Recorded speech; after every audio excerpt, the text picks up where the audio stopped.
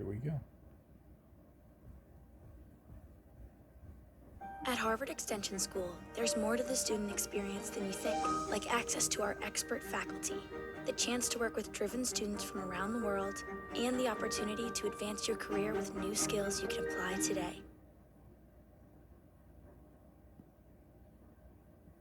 So you've got a cable news show. You're an attention merchant. I am. What is different about the way attention felt and worked in the early 2000s when you were starting out, when I was starting out, and the way it feels and works for you now? Wait. Okay, NVIDIA, listen, NVIDIA, we've already accepted that stock is fucked, okay? We've already accepted that. There's more competition. So much more competition. The notion now that at every single moment, when you are competing for someone's attention, you are competing against literally every piece of content ever produced. Yeah. Like, I love this, this thing. This will be interesting because I've already seen this interview. Every piece of content ever produced and every single part of a person's life.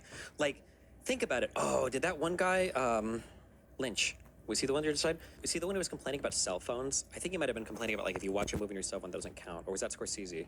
You're not just competing, like, even in movie theaters, you're competing with people opening their cell phones. The competition is fierce for people's attention. It's insane. Happened a few years ago where, like, Suits, which was a network show, that had became, like, the most watched show on Netflix.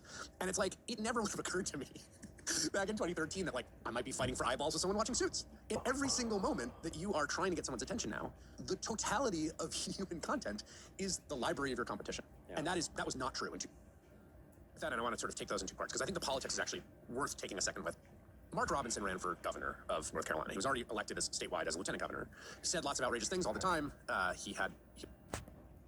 And, like, maybe doesn't want to spend as much time doing everything. And kind of, if someone says, in this season, we're going to let you, like, last season of the show, you had really long shooting days. This season, we're going to front some other characters, so, like, we can cut your shooting days in half.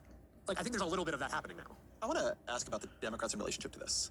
And I guess one way to do it is since the election, I mean, any room with 6 Democrats is a postmortem now, whether formally or informally. Personally, my favorite.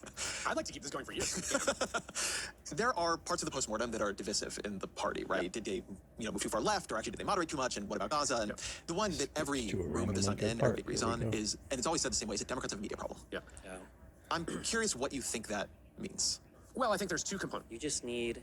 We need Jon Stewart, the old one, not the new one, Jesus. You need to have funny, personable people that people like and are cool.